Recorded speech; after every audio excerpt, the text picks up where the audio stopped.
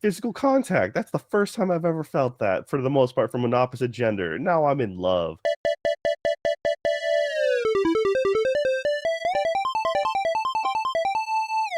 Hello and welcome to another Dead Pixel.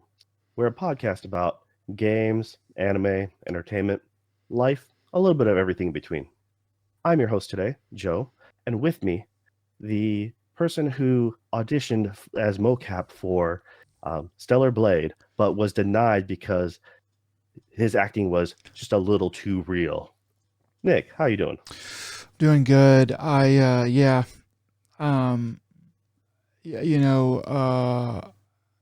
I mean, have we talked about my years in the Gifu Kabuki Theater? No, I think you kept that one a little on the DL. Yeah, I didn't want to make a big deal about it, People kind of lose their mind when they know they're around someone so talented. But yeah, so I did a lot of Kabuki theater. And Yeah, so whenever the dudes over making that Stellar Blade, they're like, we need like some really good mocap for a very athletic uh, Asian lady. I was like, I'm your dude, and yeah, so I auditioned, and yeah, just they were like, too real, man. And I was like, I know, I've heard it before. Um, so yeah, that's sort of the long and short of that story. But maybe next time. How are you doing, Joe? That would doing all right. That would explain the nickname Stiletto Nick. I thought it was a different kind of stiletto, Yeah. but now we know, and knowing's like half the battle. What other kind of stiletto would it be? A knife. Okay, I guess so. It's either a knife or a heel, high heel. Yeah, yeah, yeah. Um, Uh, I'm doing all right though. Thanks for asking. Yeah, it's been a little hectic week. A lot of new anime coming out, and I've got a chance to play some new games. So it's been good for me. All right. So why good, don't you tell us what some of the news is this week? good. Um, you know, there's some stuff going on. So, Larian Studios was asked, and they said that their next game will probably also be early access. And the only reason I bring this up is because of my own qualms with early access. I think you mentioned before the podcast that Divinity Original Sin, uh, Divinity Original Sin 2 or Divinity 2 Original Sin. I Yeah. forget how that is ordered. That was also early access. That was a pretty successful game. Obviously not as successful as Baldur's Gate 3. But Yeah, so the early access thing seems to be working for them. I just don't like it. I just don't. I just don't, for my own personal reasons, don't like to have a game kind of dangled in front of me for years and years. And then for because with Baldur's Gate 3, I just remember seeing that and in early access and people being like, yeah, it's not really that great. So I kind of made up my mind about it. Um, I guess early on, and then when it came out, people were like, "This is the most amazing game ever." I don't know. I was just sort of kind of tired of hearing about it. So I don't know. That's just kind of where I stand on it. But I definitely see the reason why they're doing it. Seems to work for them. Seems to work pretty well overall. Just sort of not the way that I would prefer them to do it, but it's whatever. See, early access though, I understand the negative, connotations behind it and stuff because a lot of studios do it wrong, and a lot of people have Mm, gotten burned. Uh, but when you have a studio that is very much in touch with its player base, uh, it's one of they're one of the few studios that I would trust with something like this. Um, yeah. Another one was at Chucklefish. They did Stardew, and the I can't remember the developers, but the uh, um, oh, was it Darkest Dungeon? They did a really good job of releasing a fairly complete game as an early access product, and they've only got better from that. In fact, a lot of people from Darkest Dungeon had to stop. A lot of people stopped it so they wouldn't burn themselves out before the game went 1.0. And it's really good to see games, developers like Larian going into it being like, hey, what can we do to make it better? Responding, really quickly back and forth. And I think they've learned a lot and they've done a lot and they have the trust of their fan base. Um, Now, this does, you know, check out because they mentioned that in a quote not that long ago, saying uh, that their next game is going to be different from the things that they've done before, and they pretty much said that Baldur's Gate 3 is done. You know, they've done some updates and patches and stuff. They've done some of that for free, but they're like, yeah, there's not going to be any more DLC. There was never actual DLC, but they've had some free updates. Mhm. But there's like, yeah, no DLC, no expansions. That's it. Yeah. And yeah, so I mean, good on them for stopping it and not trying to milk this dry. And uh, I think they just probably don't want to work with, um, was it, Wizards of the Coast. yeah, and there's been a lot of we've talked about a lot of their issues in the past, Yes, we so I can have. see them being just wanting to wipe their hands of it and just being done. And yeah, so you know what, their early access stuff, that's fine. Yeah, They they give proper expectations and they give they just don't go dark like other people do. yeah, they do. I mean, they do it right, and there's nothing wrong with it. It's just what's wrong with me. I just don't like it because it's an abomination to do that. But that's just like the way that I prefer to hear about and consume games. So good on them. They made a good game. They have a good method of doing it. So yeah, I just yeah, they'll continue to do well. Yeah, I mean, it's better than the alternative of releasing a game undercooked and then trying to fix it after the fact. uh, PlayStation VRs has a few issues with that of late. Developers are getting better at it and they're actually willing to push back a lot of their games now. More and more developers are doing that, saying, hey, we're not ready yet, we'll be ready when we're ready. We really want to fix these problems beforehand.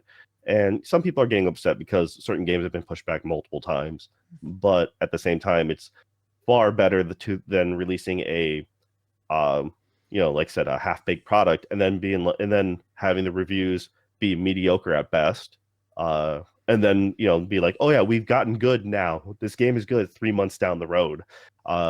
It's really hard for them to, your first impression means everything in a lot of these cases. But you can't do early access with quite a few of those things, but in a case like this, you can most definitely, and you're also, it's kind of, they are getting paid to get product testing done. Mm, They don't it's actually, it works really well for them in a lot of ways. They're getting all of that free work done, they're getting opinions, and they can also cater to their fan base, add the things that they people want to see. It's kind of a win-win if you can pull it off, and these yeah, guys can. yeah. I think that might be what kind of annoys me about it is like the I don't know.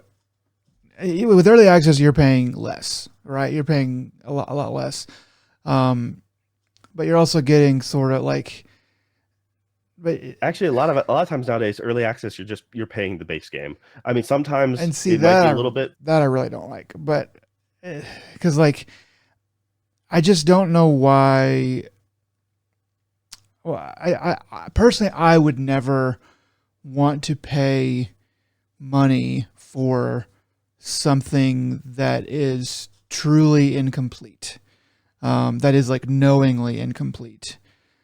Um, that like where it's like, well, we're gonna have a better experience for you later on. Um, and but like you're gonna pay for to kind of basically spoil some aspects of the game, maybe not story aspects or whatever, but like the gameplay and all that stuff. To me, that stuff all it works a lot better when it's all like comes together brand new, fresh, all at once. Um, but like I can also see like some people don't mind that. and it's just up to other people to do that. So yeah, Oh yeah, I mean, some people generally like to, especially if it's studio they like or if the concept they like, they want to get in on the ground floor. They want to feel like they've contributed to the overall development of the game in some minor way, if possible. Um, I'm not. I'm in agreement with you where I prefer to wait until the full game has been released and then I'll purchase. I don't pre-order games because of the fact that yeah, um, I've learned from plenty of games in the past. You can't trust it until after it's been launched. I mean, look at Dragon's Dogma. A lot of people probably wouldn't have purchased it knowing the microtransaction stuff. Honestly, in the end, it doesn't make a lot of difference. It's just shady that the way they handled it. Um, and yeah, that's for me, I'd never kickstart anything, and I don't really back anything up. Or as far as early access, unless if it's a game that I've heard enough about, and it's like, yeah, it's pretty much a full product as it is. Um, and so then I might do it just if I really want to support them in a way. yeah. But generally speaking, I will wait till the full release.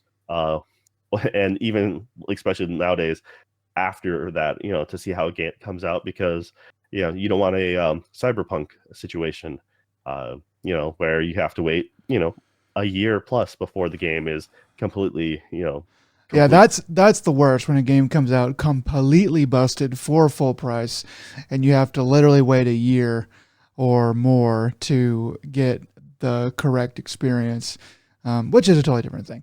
But Yeah, that's rare and far and few in between, but it's very much a reason, another reason to, like I said, a lot of games generally have small minor issues, hiccups, this, that, the other thing. So I would rather wait till a the day one patch, post day one patch, stuff like that. I mean, but some people really like a franchise, they really want to support it, and that's why they do the pre-order to get like the 48-hour early access pass, stuff like that, and that's why companies offer it because they know people want to play it as early as possible. So, yeah, I mean, to each their own. Larian can be trusted until they're not, until they screw up. So it's only a matter of uh, time. But Joe's currently, world, it's they're still one of the innocent. good guys. In Joe's world, it's innocent until proven guilty. But in my world, it's guilty until proven innocent. Yeah, you sound pretty Japanese to me. All right. So Kabuki what else you theater, got? man. That's Speaking of Japanese, there you go. that's the way it is at Kabuki Gave you theater. this. Speaking of Japanese, Tekken Boss says younger players. I'm just reading the headline from Video Games Chronicle. Boss says younger players prefer team games so they can shift responsibility if they lose. Um, Man, this is another thing I'm of two minds on. So that's pretty much is what he said. I skimmed through the article, and he does say pretty much exactly that. It's a little bit more nuanced with some other words that he says, but I kind of wanted to see what you thought about this because I am in agreement that yeah, I think it's I don't think it's a kids today. I think it's a human beings thing. Want to shift blame whenever they lose, and I think anyone who's ever played very much online games knows that there's like in every game or every other game, or maybe if you're on a really good night, like every third game, there's like that guy that just is like, you guys are bad. You guys are weighing me down. I'm having to carry. Oh, you know, they're just a terrible team player. So I can kind of see that. Yeah, that is sort of true. I don't think it needs to be like a generational thing, though. As much as he's making it out to be, I think just people are like that. But I also think like people like multiplayer games, like multi, not just like 1v1. Because 1v1 you're only playing an opponent, you're not really talking to them, not working with them. Um so it's really just like playing like a really good AI or whatever. But with team games, with like multiplayer games like Fortnite or whatever, I guess not Fortnite, but like League of Legends, Modern Warfare, all that stuff, you are, there's some camaraderie, and that is attractive to people. Um, so that's kind of where I stand. I see what he's saying, and he's probably like 30% right, 40% right, but I do feel it's a little bit like of a lack of a better term, a boomer take um, on these kind of things. So what do you think, Joe? All right. So League of Legends, there's no camaraderie. Everyone's just toxic, Yeah, cesspool. Unless if you're at that unless if example. you're at a certain tier, or unless if you're already partying with friends that you know. Mm, So I disagree with you 100% on League of Legends. Because I've never met anyone decent starting out. And as far as I can see the take of uh him saying younger players, they probably got their gamer tags, and their credit card accounts to determine how old they are.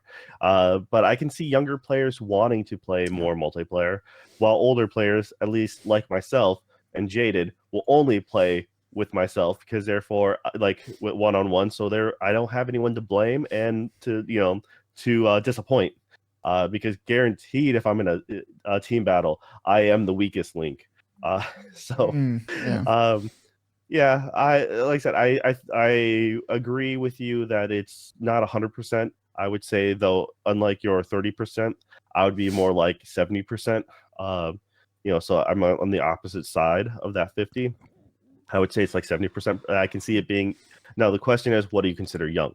I mean, are you talking about, like high school to 20s demographic, and so anyone under 30 is considered young, or is it anyone college and under? So it's kind of it depends where they draw that line. Yeah, that's But probably I true. see, That's probably true. Like younger people typically tend to be less responsible and more selfish. It's just something that you kind of selflessness and responsibility is something you kind of just get as you get older. So it kind of does make sense that they just want to shift responsibility if they lose. I Yeah, do think just it's yeah. not. I think not just a younger person thing, not just it is a societal thing. Not it's I would joke being like, oh yeah, it's the American way. Shift the blame on someone else, but Mm. it's not just American way. It's it's how everyone is nowadays. It's the Canadian Um, way too. so that's I think it's Sorry, Canada. there is a but like I said, I think a lot of younger people being like mid 20s and younger are more keen on playing group games. I mean, if you look at a lot of the age groups who play Apex or any of the like the battle royale games, they are generally under 30. Yeah, There's plenty of over 30, but like it is very popular with the younger demographic. I gotta have So those twitch reflexes, and once you turn 23, you just don't have it anymore. I don't know. I still root for Daigo. Okay, Mm. so Yeah, but yeah, that's it's a funny thing to complain about. I think in it just might be a new trend with that community, and we'll see how toxic that gets in the near future. I specifically avoided this Tekken game because uh, I just knew I was going to be able to put the time into it, and I never finished buying out all the extra characters that they came out with for Tekken 7. I yeah. followed with the first like three DLC packs, and I think I didn't get the last two or three. So yeah, I honestly think if you don't get into a fighting game like day one, if someone at my level, which is low level, you're not gonna have a good time if you come in a little bit too late. So Yeah, yeah. You think you just gotta be a fighting game guy. Yeah. Anyway, there is a very good like cathartic feeling to see yourself genuinely get better over time. I mean, it's you and cool. I Yeah. you and I did that back when on the PS the old PS3 PS4 when we actually PS3. Yeah, we did that with a lot of the old Marvel arcade fighters and stuff like that.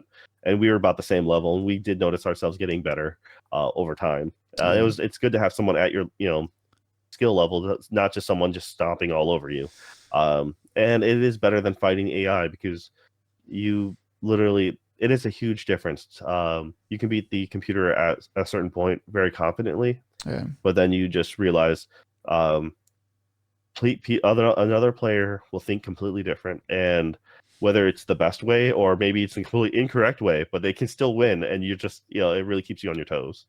Um, all right, well, what else you got here? A couple more little things here. Hollow Knight, Silk Song, earlier this week was rated in South Korea, and then it also got an ESRB rating on the Xbox Store, just like today or yesterday or something like that.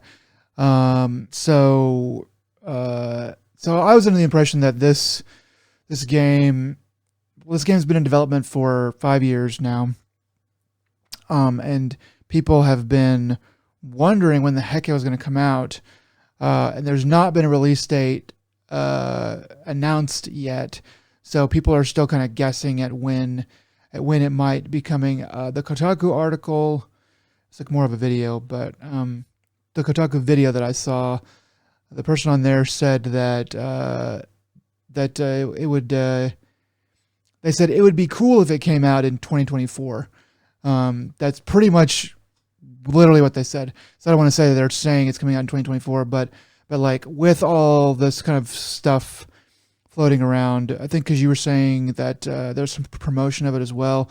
It does sound like it might get announced here pretty soon, maybe for a later 2024, maybe late 2024 release. Anyway, so it just seemed worth mentioning. Yeah. Also, good old Korean ESRB rating. Also decided to rate the new Silent Hill remake as well, and it's currently. I think Jeff Grubb recently said that there's going to be a Sony State of Play coming out in May. At least that's what he's predicting, or the information he has, and so that kind of works well together because they're supposed to be having a Silent Hill focused showcase, or at least they're going to be mentioning more information about it. So yeah, a lot of people are getting really excited. But South Korea ESRB seems to leak a lot of information when it comes to small things like this, and it's kind of funny. They've become a reliable source, as it were, as unreliable as that has been for the industry, I suppose. Yeah, you'd think they could just put all that stuff behind a wall in a file somewhere. A paywall?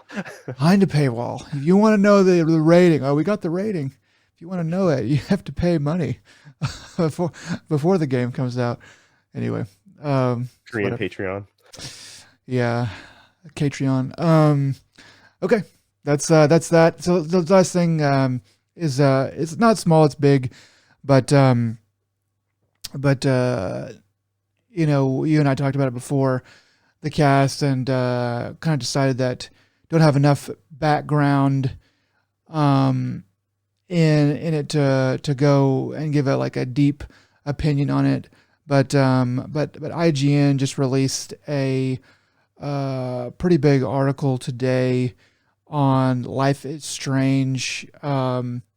Basically, some internal bigotry on the team, and then crunch as well. It's a pretty long article. I skimmed it. It seems pretty interesting. It seems like some good old-fashioned reporting was done on this one, which I always love to see. So anyway, that's kind of long and short of that. And if you're interested in it, please go check that out. You can just go to IGN and type in Life is Strange, probably anytime in April 2024, and it'll pull that article up. So yeah, that was just kind of the last little PSA I wanted to mention. All right. Well, what have you been playing then? All right, so I played a little game that came out on Epic Game Store for free. One of them free games of the week. And I had my eye on this for a little while. I was like, oh, this looks kind of like a nice, cute little game. It's called Art of Rally. And I knew it wouldn't be great. And I can say that I have not played it very much, but it is it's just kind of meh. It's a little So it is a kind of a top-down, third-person um, racing game. Uh, that is, I don't know what you if you know like the low poly aesthetic, if you know what that means, but if you just type in low poly, then there'll be a lot of examples of that. So it's that kind of aesthetic, which is pretty cool. Tunic is kind of like that, but like Tunic is like the best example of like a in my mind of like a low poly game. It still looks like really really good, even though it's low poly. This doesn't look that good, like that good, and there's just a lot that sort of it just doesn't feel like a truly finished out complete game. It feels like a pretty good start to a game, but I feel like there's some pretty major things that are kind of missing. So this is the Art of Rally. If you couldn't tell, is a racing game about rally car racing. So it's very like very floaty, like the cars float around the track because they're on dirt. So that's like part of it. That's like what you're in for, like learning how to control that. I was like, okay. And so I started the game up and I'm doing that. And as far as I can tell, it's basically just a time trial. Like there are other people racing, but you don't find like the other computers or whatever racing, but you don't find out what they did until after the race. So you're just kind of racing alone on a track, not trying harder to beat somebody or trying to defend your position. Um, so it's like it takes like probably 3 to 7 minutes or so to complete a race, and even in that short amount of time, it gets kind of boring. Obviously, could do better or whatever and stuff like that. You can go back and try to do better and stuff, but um, it's just sort of like okay, that's what we're doing here. All right. So yeah, free game, interesting little try, but can't say I really recommend it very I much. didn't mind the game when I played it. I mean, I played it like a handful of years ago now. Um, and yeah, the low poly are like I just would consider it like a minimalist aesthetic. But yeah, Tunic is a really good description of a game similar to that style. Um, and yeah, uh, it's a rally game. It's meant to be time trials. If you ever see video clips of like a rally car crashes or something like that, or coming around a wicked corner in real life, I mean, they do that because like people know where to go because that's where the car is going to come in, and yeah, that's how a lot of those races are. It's just point A to point B, and you're timed in those variants because you can't have you know a bunch of cars on a country bumpkin road. Uh, yeah, I Um, just don't know anything about rally car then, because like that just sounds like, I mean, I kind of get that, but I'm also kind of like, no, I don't know. It's a video. It just doesn't sound. I mean, it's not an arcade. It's not meant to be like an arcade racing game. So that's it's very different from a Daytona USA or something like that. Yeah, So I mean, it, you know it's no WRC, but that's also a completely different pay scale. So yeah. I guess I yeah, just don't understand anything about rally. I didn't realize that like rally car racing meant basically just time attack. Um, you have different variants, different races. You have like in your mind you might be thinking of what you see with like the Dakar Rally or something like that. Um, but yes, anyways, the I remember being okay.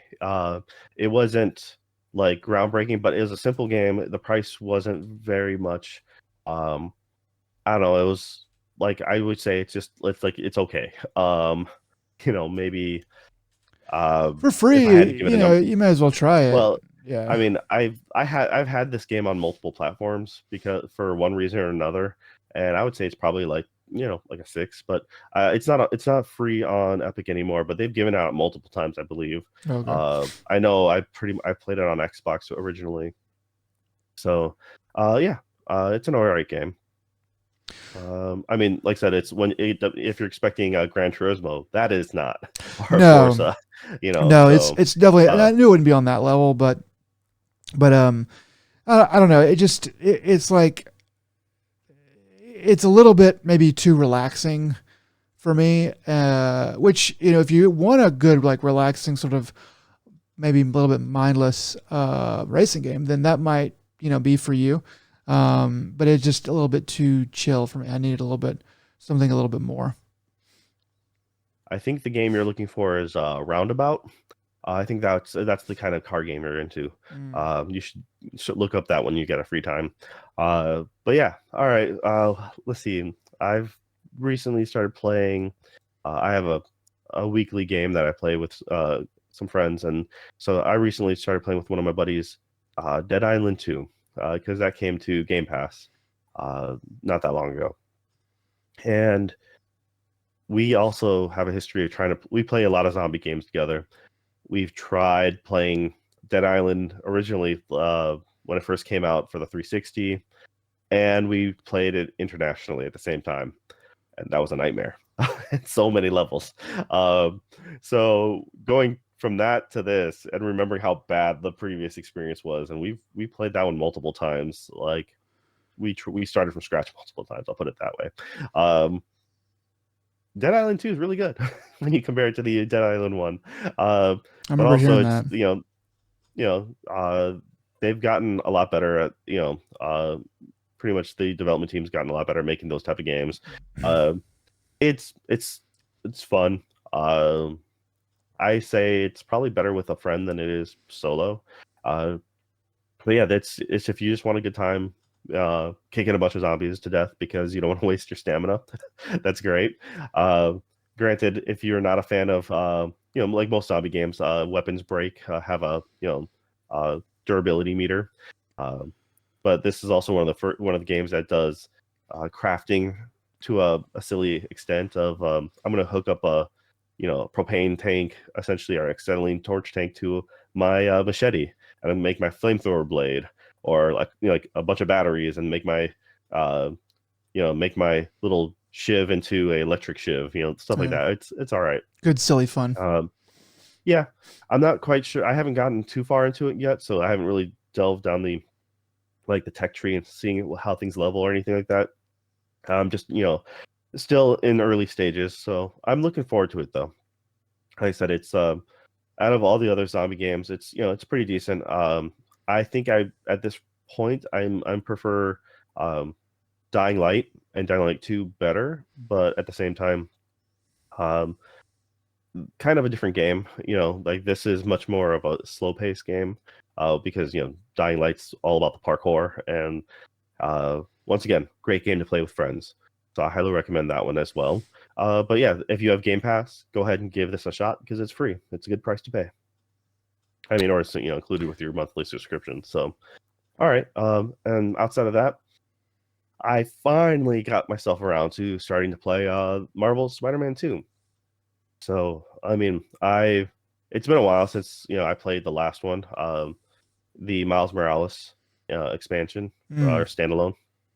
standalone. I platinum both that and the original Marvel Spider-Man, and yeah, it's one of those things that the game takes place, I think, 2 years after the first game and like less than a year after the Miles Morales portion. So Miles is now a senior, and yeah, not without giving up too much away, because you really should play the first game as far as to get the story bits, because they end up introducing key players into this one. Uh, my wife hadn't finished the Miles yet, and actually, I don't think she may have not finished the first game as well. She got really close to the end, um, but the so she's like, "Yeah, I'll just watch you play." I'm like, "No, you probably shouldn't," because there's quite a big spoilers for you that you may want to actually see on your own. Oh yeah. And some of the DLC, they talk about the DLC for Spider-Man as well, like that, the Zakaria stuff. And yeah, it's I see why there was a lot of hype to it, though. I'll start out with the negatives, I guess, is I've had more bugs in this than I've had zero bugs in the other stuff. Just nothing, no problems at all. I've never had the game lock up on me, and I've never had like clipping issues. But yeah, twice or three times I've had three different issues within the first handful of hours of this game. Um, I'm about, I think, 15 hours now into it. Uh, but essentially, the like one of the enemies did a canned animation where you're supposed to quick time your way out of basic pin attack, and when they went to they tackled me to the ground. They clipped me into a building, uh, straight up into a building. They couldn't get to me. I couldn't get to them. In fact, I could see them from inside, but there was no way for me to get out. And eventually, I fell off their detection radar. They went like to question marks, like where is he? And Uh, I was like, all right, not sure how. Like I made sure to save on a new save slot, and wise. then I reloaded reloaded that save slot, and luckily it teleported me out into the normal world, and that like random event it was just no longer there. And I'm like, okay, that's fine. No harm, no foul, really. Like I was lucky; I didn't have to lose a lot of a lot of stuff. And then there was during a cutscene, actually, of all the things, um, there was a cutscene, and it was transitioning from cutscene to gameplay, and this it just completely just blocked me out. They pulled me out of the screen and went like, "Do you want to send an error report?" And I'm like, "Yes." Like, "You want to send a video attached? Let me see. Yes, let me see that video." And then it showed the clip, and it just showed and then I gave a little explanation. I'm like, "All right, send that information along." I'm like, it just straight up booted me out of the game. Um, yeah, I started when I went and played, went back into it. It kicked me into the actual gameplay right after the cutscene, so I might have missed like a few seconds of the ending of the cutscene, but not a whole lot. But I was just like, that kind of sucked. So I was actually kind of disappointed on that. Yeah, it seems like it shouldn't be quite that buggy this long after release. So it seems like pretty. I mean, maybe if they don't, I don't know. If you're having that many, it just seems sort of weird. Um, that those things seem like they should be fixed. It seem I don't know too much about development, but those things seem like they shouldn't be that hard to fix, and they are kind of glaring, even if they're not game breaking or they're sort of no harm, no foul. I still think it's like, yeah, that sort of takes you out of the experience in a pretty big way. Well, I was a little more surprised because I had zero issues with any of the other things. The first game, the was it three DLCs that followed, and the Miles Morales, I had zero issues. Like I so to have this happened three, like two small bugs, like, and then one straight up, kicking me out of the game. Um, the first one was just a small glitch that was just kind of annoying, and it just kind of corrected itself. And then I had that building issue where I had to reload, and then it kicked me from the game. So technically, two different times where I had to restart the game in a sense. Yeah, it was kind of disappointing actually. So, but the story so far is pretty good. I'm enjoying it. It's one of those games that, you know, this one's trickling out all the stuff to do in the world, so they don't necessarily give you everything to hunt down right away, uh, which is fine because then I just, I'll take as the new events come in, I just go and knock those out, um, leveling myself up pretty decently in the meantime. And they're giving, I think, the way it feels right now, anyways, um, they're giving you all the stuff you need to completely like buy all your equipment, like gadgets, and buy all your upgrades and buy all your costumes. Because in the previous games, um, I believe you had to make a decision because in the first playthrough, before they ever came out with New Game Plus, you were not able to necessarily do that in one straight playthrough. Um, and the later DLCs, made it possible to buy a lot more of that stuff. But I don't think I ever actually maxed out, unless if it was part of the achievement, which then I did. But I don't necessarily remember buying all my upgrades to um, my gadgets right away. So but this one it feels like they're giving me um, plenty of those materials to do the upgrades for. So I'm like, okay, that's nice. That's it's pretty solid. And yeah, the story's just and I'm enjoying it all. I really like these games. I really like the way they're done, and I'm right now. I think I don't know. I'm not quite halfway yet with the actual story mode, so I should probably have it beat by next week. Yeah, and it is a stellar game. They I'm always happy with anything they come out with. They really take the time, and I highly recommend you get around to getting to. I don't. You hadn't gotten a chance to play these, right? No, I hadn't played the first one, and if I played this one, I wouldn't plan on going back to play the first one. I might just like watch it on YouTube, just watch the main story or whatever. 'Cause it's a lot. It's a lot. It's a lot to do that, and then Miles, and then this, or even just the first one Oh and then yeah. this. So yeah, No, I understand for sure, especially so far removed. I mean, they did remaster the first one for the PS5, and they come out. It's a bundle pack with the entire game with all the DLC plus Miles all together. yeah, So you can, I mean, it's a fun experience, uh, but you only have so much time, and I yeah, can, with an open world game, and you like to do a lot of the extra side stuff as well. You don't just usually beeline the main campaign. So I yeah. think this one is Not as very much as much you, but yeah, I do like to at yeah. least poke around at some of those things, and then until I get just like I'm tired of this, and then I just beeline finally for the end.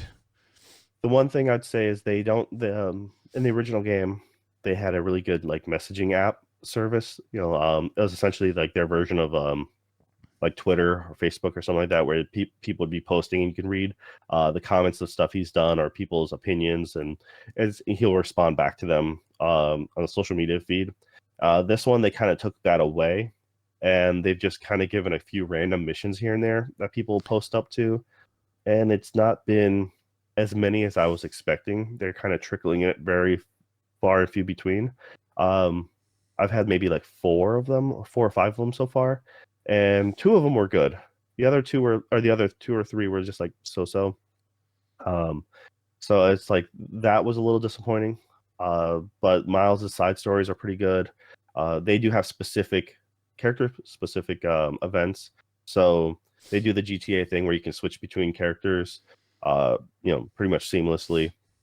And unlike the first games, uh, the fast travel isn't subway related. You can just literally click wherever you want on the map, and so long as you've unlocked fast travel in that area, you can pretty much fast travel anywhere in that district. So if I want to be on the north side of Harlem, I can do that. And then next time, if I have to do something on the west side, I can just go straight to the west side of Harlem or something like that. So that you don't have to worry about that, and you don't so that's kind of nice. I haven't tried going to the subway though, and that was a fun thing in the previous one. Is um, he had some canned animations when he went on the subway, and just you get some of the reactions from the side characters and stuff. But because there are two Spider-Men now in the city, you can go ahead and find a random crime that's happening, and then you'll jump in. And so, like, if Peter will say something like, "Am I interrupting your crime, or are you interrupting my crime?" Like, essentially, and then you and Miles will, beat them up together. And sometimes you'll get a combination move. Like, if you're doing a finisher, then like the other one will jump in, and you'll like one guy will web the hands, the other guy will web the feet, and you just slam them to the ground. That's kind of And when you're cool. said and done, you just hit triangle, and they'll do some sort of canned animation afterwards. You can just like they'll do the finger point, the meme finger point, and then they'll just laugh at each other. Um, it's they have a good sense of humor, and it's a pretty game. It looks awesome. So Yeah. yeah, By the way, total accident that I'm actually wearing a Spider-Man shirt here today. Uh, yeah, I just want to I mention thought it that. kind of funny, so I Yeah, was like, all right, perfect. yeah, I'm repping, I guess, in my own weird way. In spirit, right? It's like I won't like you're posing is what it is. I'm a You're like, poser, yeah, yeah. It's the kabuki theater. I just can't stop. all right, yeah, that's been it for me playing. So now what we've been watching. So, do you want to go first? Yeah. So I'll actually talk about. So I have two things here. I have a live action TV show, and then anime, and then you got a bunch of anime. I think here. So we'll start with the live action, so we can group all the anime together. So I watched a show based on a book called Three Body Problem. It's a show on Netflix. Came out a couple weeks ago, I guess, a little while ago now. And I'm not going to say too much about like the plot, um, because I think it's probably best just to kind of go in blind. But it was pretty good. It was a pretty good show. Had some pretty interesting surprises um, in it. Some of the surprises were not really like plot surprises, but like I didn't really know that this kind of show would do that kind of thing. Um, and I think that you'll know what I mean when you get to that part. Um, you know, but it's pretty good. And yeah, there's a guy at work that I recommended to, and he watched it, and we had a conversation about it. But so without going into the plot a whole lot, there's there's a kind of a lot of sort of things going on, and maybe we can talk about it later if you ever end up watching it or whatever. But I think that I cracked it. I think that I solved what at least most of the mysteries that they are trying to put forward in this show. And anyway, I just wanted to say that I think that I did that. So I just want to pat myself on the back really quick here. I did write it down, and so whenever the show finishes, because it ends this season pretty much on a cliffhanger. So it sets up for a second season at the very least, and I'm pretty sure that it will get a second season. I think it's fairly popular, but you never know for sure. But it looks like it's probably going to get at least one more season. It looks like it'll probably wrap in the next season as well. So if you get a chance to watch it, I recommend it. It's pretty good, but it is TVMA. So you wanna keep that in mind as you watch it. Yeah, I haven't. I don't have Netflix, but I've heard about this one recently, and it's been getting a lot of buzz. Apparently, it won the Hugo Award, which is pretty Sci-fi. solid. It won the Chinese Nebula Award apparently. Um, so I mean, I know that like Ender's Game by Orson Scott Card won both of those awards back in the day, like when that book came out. So for it to get kind of like that kind of review for the Hugo Award in 2015 and the Chinese Nebula Award in was it 2017? It looks like. I mean, it's good props. Oh no, I'm sorry. It was it does say Chinese Nebula Award, doesn't say what year, but then 2017 the Locus Award, I guess, for Death's End. Okay, I'm sorry, that's just the author. But no, I mean, the fact that he's getting good props. Sounds like a really good author. I'm most definitely curious. Like I said, a lot of people seem to be really cool. But what you need to do now is, you said you wrote it down, so none of us believe you. So go ahead and write it down, and then you got to sign it and postage it to me. So therefore, I'll have it with the post date, I can and then I can open it live. I can just send you an email. You could ignore it or whatever. No, man, you can't falsify that stuff. That's You gotta fine. have the postmaster stamp right there. If you end up watching it, then we should just do a spoiler cast and talk about it. At least that part, and so I can spill my theories, because it probably won't come out for like another year. The next season, if that. So anyway, I think that like I usually try to watch shows without thinking about them in that way, without guessing what is going to happen. But I just that some strings I started to pull on, and then my mom was the one who recommended it to me. And I was like, I'll give it a try. And so we talked about it, and the more we talked about it, I was like, yeah, so this is that, and that is this, and that's why this is going on. Okay. So it kind of happened.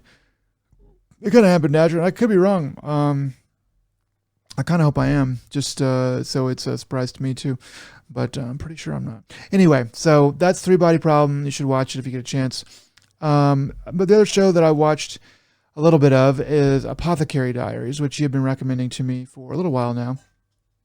So I watched the first 3 episodes, and this is a good anime, but I don't think that it is really for me.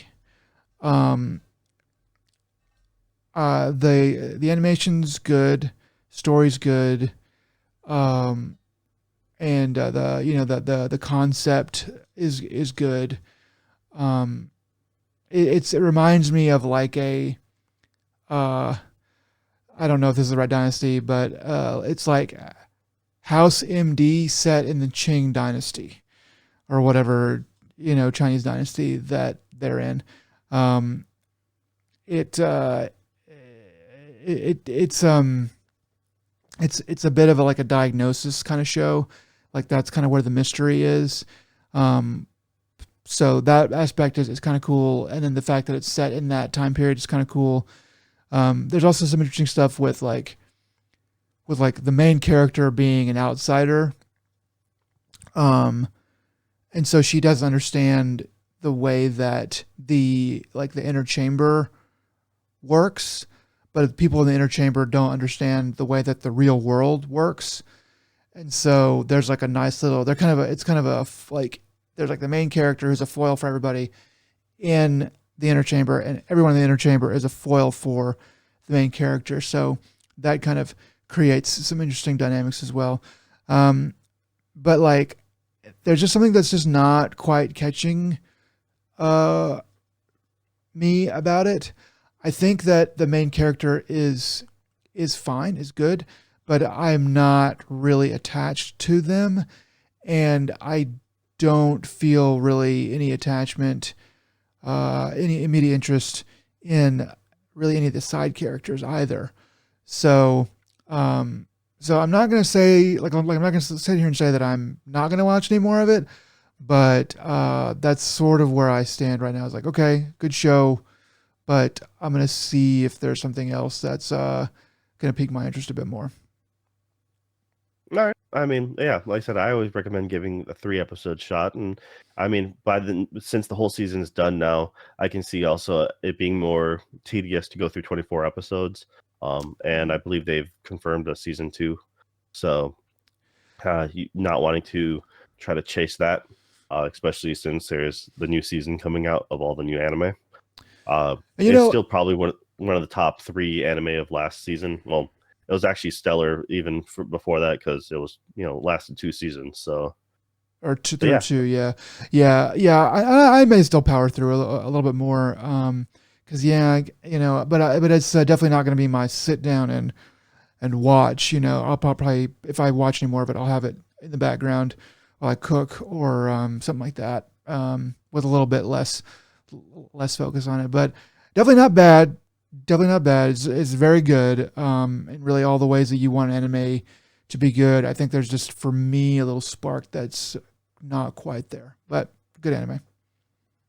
all right, all right. Well, let's see. A lot of the English anime dubs have finally finished up as well. Mm. Uh, so one of them is finished up is A Sign of Affection. This was a anime, cute little like rom-com, little romantic anime about the main character.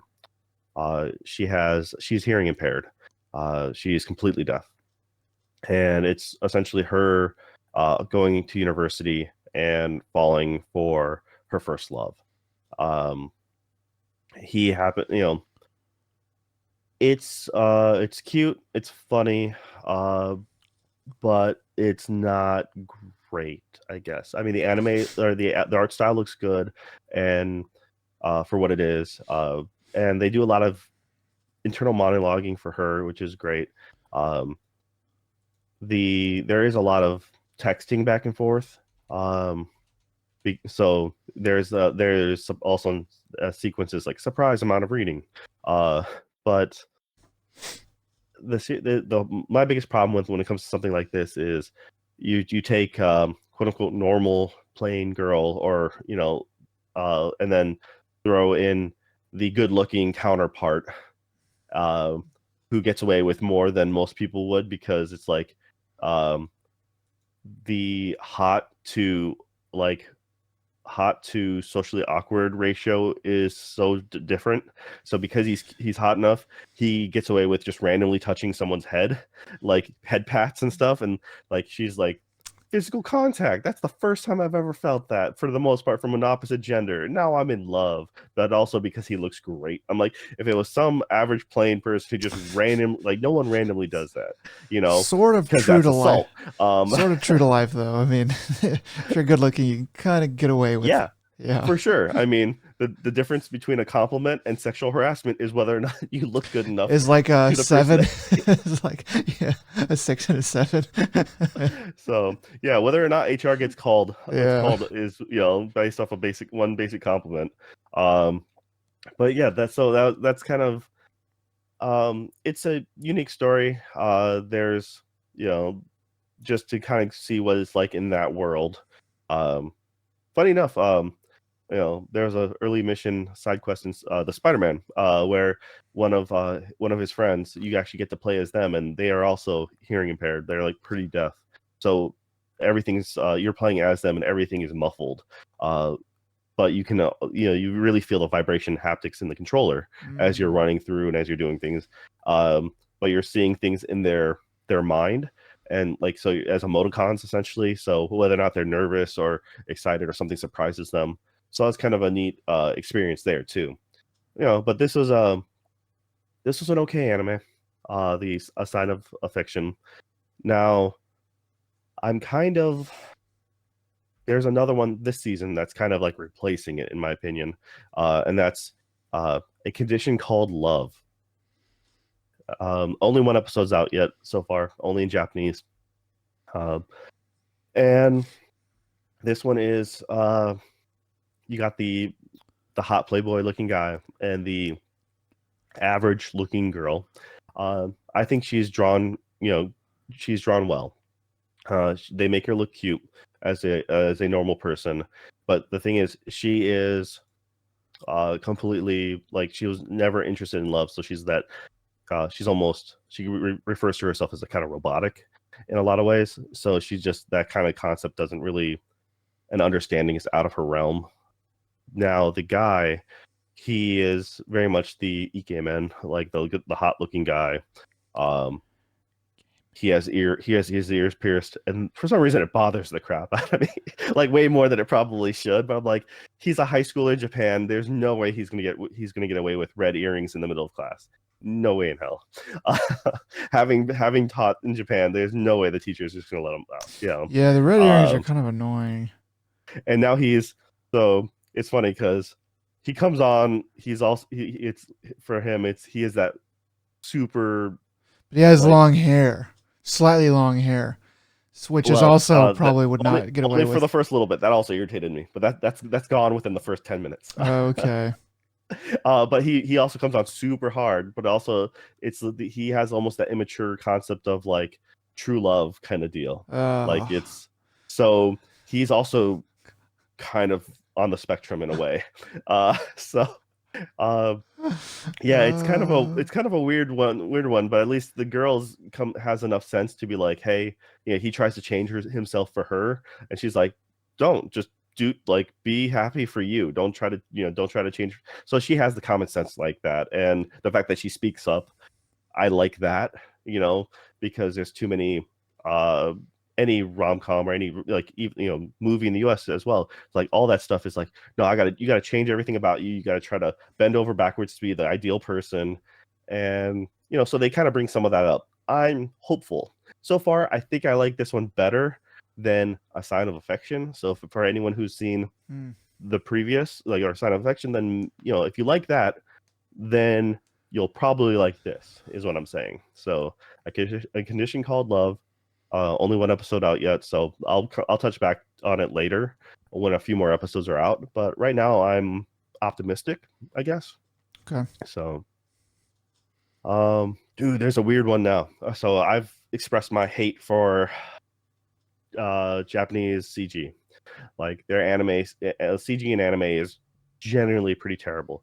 You have a few outliers, things like Trigun last season, but whenever you get a lot of anime that try to cut corners and they do CG for people, um, it's usually like a horde of people or like a choreographed number of some sort, and it's always stilted as crap. It just looks terrible. Um, usually the idol animes will have that's yeah, and it looks awful. Not just the quality of the coloring, but just the movement itself. So there's a new anime called Girls Band Cry. Terrible name. Girl goes from the Hobunk countryside, Kumamoto or whatever, goes all the way to what she considers is Inaka. Tokyo. Yeah. Yeah, she goes from the the Inakas to all the way to the big city. Turns out she's actually in a suburb.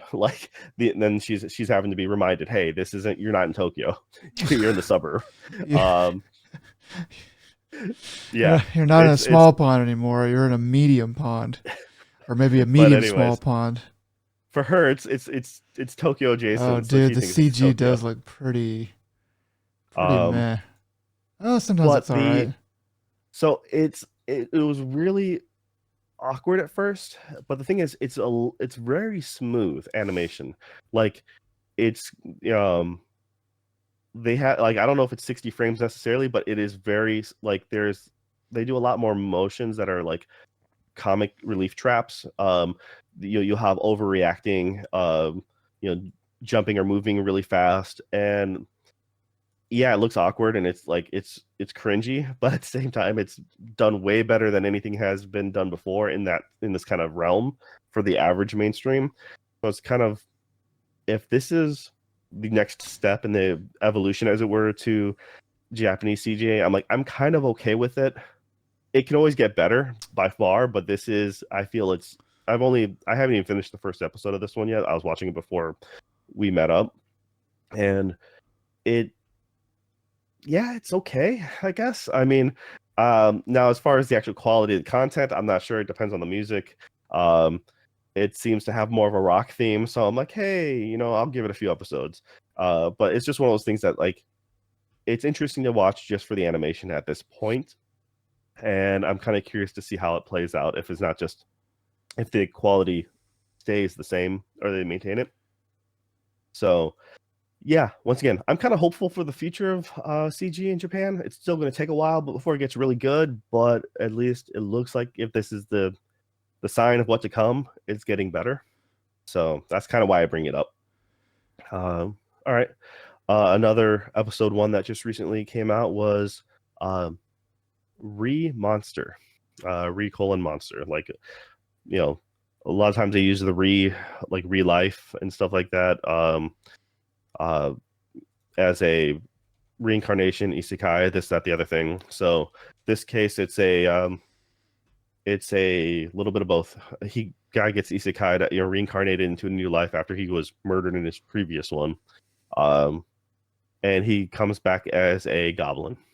But turns out he didn't come from our world because he came from another magical fantasy world ish. So he actually had a OP skill in his previous world, and he got to carry that over with him. So essentially, whatever he eats, he gets the skills from that monster. So he's evolving from his goblin to hobgoblin and to probably demon lord in the end. Who knows? It's okay. I mean, it's at the same time this season we also got reincarnated as a slime, season 3, and so all the goblin names are in the same wheelhouse of Gobto, Gabiru, Gob, whatever. Like that's Oh, how they name. It's a Japanese thing, and so they're kind of doing that kind of naming scheme.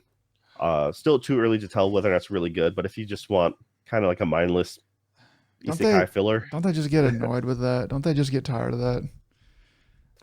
yeah, it's tropes for a reason. It's just like in a lot of those anime or video games. That's why they used Pochi for so long, because it's the equivalent of Fido for your Mm, basic dog character. yeah. Or you always got Fenrir, and they were like, we'll call you Fen or something like that. And it's just like, how many times? Yeah, like you can think of a new name.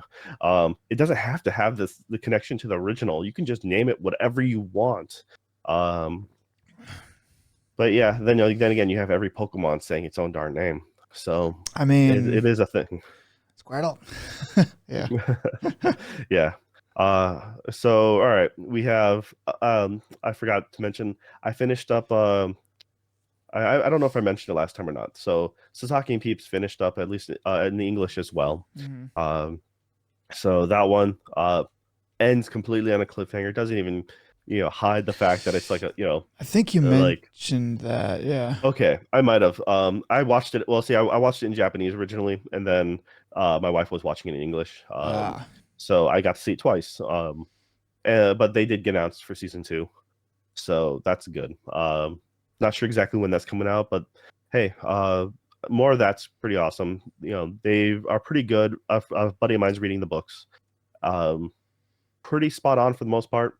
Just there so far they've skipped the entire neighbors story arc altogether, which is very obvious because they end it with a huge cliffhanger with the neighbor, and I'm like, okay, um, which apparently the book gets very well, it gets a lot more dark, at least like a hard teen rating, if not worse, Mm, and the mental abuse.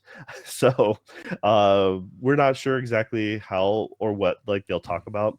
Like I guess the most simple information you can get if you want for backstories, they'll maybe give a half an episode dedicated to here's a quick fill in while the main guy was doing his storyline. Here's what's been going on for the past X amount of months, with this neighbor character, and then catch up. Now, if you want to, but because it's TV, like we were debating how in depth they'll go with their that side character's story.